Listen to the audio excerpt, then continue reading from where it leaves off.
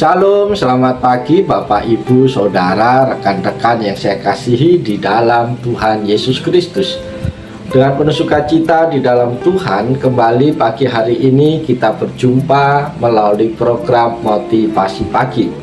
Firman Tuhan pagi hari ini terambil di dalam kitab Bilangan 27 ayat 16 sampai ayat 17. Terjemahan baru kedua berbunyi demikian.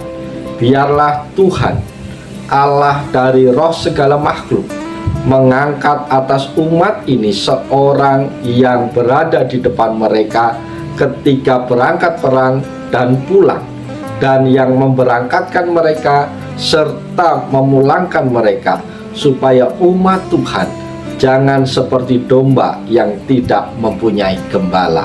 Amin. Bapak, Ibu, Saudara terkasih, firman Tuhan pagi hari ini berbicara mengenai pemimpin yang berhati gembala. Salah satu tanda kedewasaan rohani seseorang terlihat dari apa yang ia khawatirkan saat ia akan melepaskan jabatannya atau saat ia berada di akhir masa tugasnya. Dalam nats ini kita melihat profil Musa yang luar biasa. Musa tahu bahwa waktunya sudah hampir habis. Ia tidak akan masuk ke tanah perjanjian.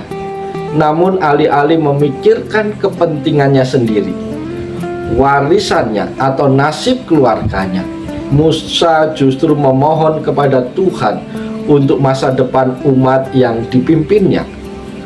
Dari doa Musa ini kita belajar 3 prinsip penting tentang kepemimpinan dan penyertaan Tuhan.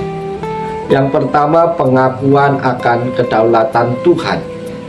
Musa menyapa Allah sebagai Tuhan, Allah dari roh segala makhluk.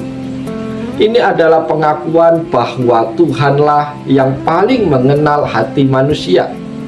Musa sadar bahwa memilih pemimpin bukan soal popularitas atau kemampuan fisik semata, melainkan soal ketetapan Tuhan yang tahu persis siapa yang memiliki roh yang tepat untuk memimpin umatnya.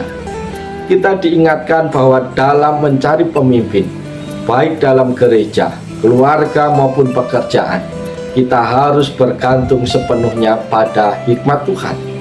Yang kedua, pemimpin yang berada di depan atau keteladanan. Saudara-saudara terkasih, Musa meminta seorang pemimpin yang berada di depan mereka ketika berangkat dan pulang.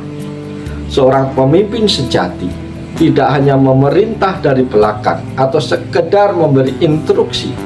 Ia adalah orang yang berani mengambil risiko, berjalan paling depan untuk membuka jalan, dan memastikan semua anggotanya pulang dengan selamat. Ini adalah model kepemimpinan yang melayani dan melindungi, sebuah keteladanan yang nantinya secara sempurna ditunjukkan oleh Yesus Kristus. Yang ketiga, bahaya hidup tanpa gembala. Kalimat supaya umat Tuhan jangan seperti domba yang tidak mempunyai gembala.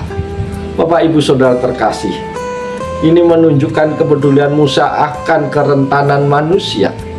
Domba adalah binatang yang mudah tersesat, lemah pertahanannya, dan mudah panik jika tidak ada yang menuntun. Tanpa tuntunan Tuhan dan pimpinan yang diangkatnya, kita cenderung hidup serabutan, kehilangan arah, dan menjadi mangsa bagi serigala-serigala duniawi.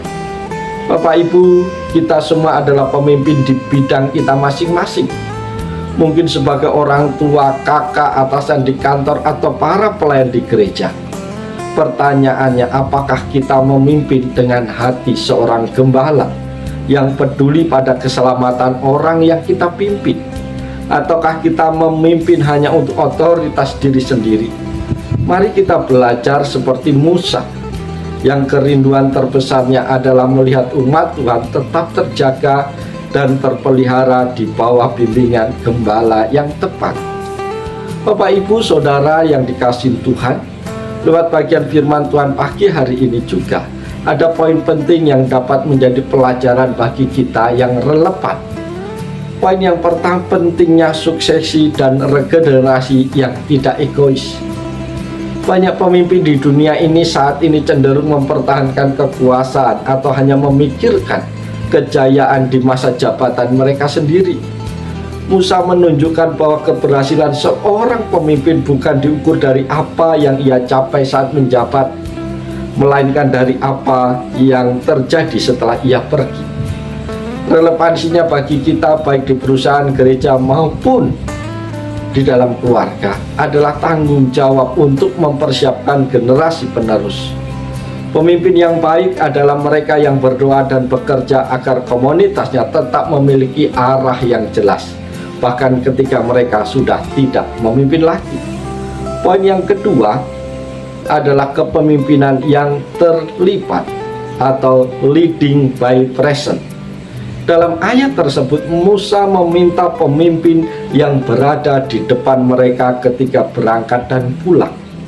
Di era digital ini seringkali pemimpin memimpin dari jarak jauh, hanya melalui instruksi tanpa kehadiran fisik atau emosional. Firman Tuhan ini menekankan pentingnya keteladanan dan kehadiran. Seorang pemimpin harus menjadi orang yang pertama menghadapi kesulitan dan orang yang terakhir memastikan keselamatan timnya. Kepemimpinan Kristen bukan tentang jabatan atau instruksi di atas kertas, melainkan tentang berjalan bersama atau menyertai orang-orang yang dipercayakan kepada kita. Poin yang ketiga adalah pengakuan akan kebutuhan kita akan bimbingan rohani. Sahabat-sahabat kekasih, Musa mengantarkan umat Tuhan seperti domba yang tidak mempunyai gembala. Ini adalah gambaran tentang kerentanan manusia yang mudah tersesat oleh tren dunia ini, ideologi yang keliru atau keputusan yang impulsif.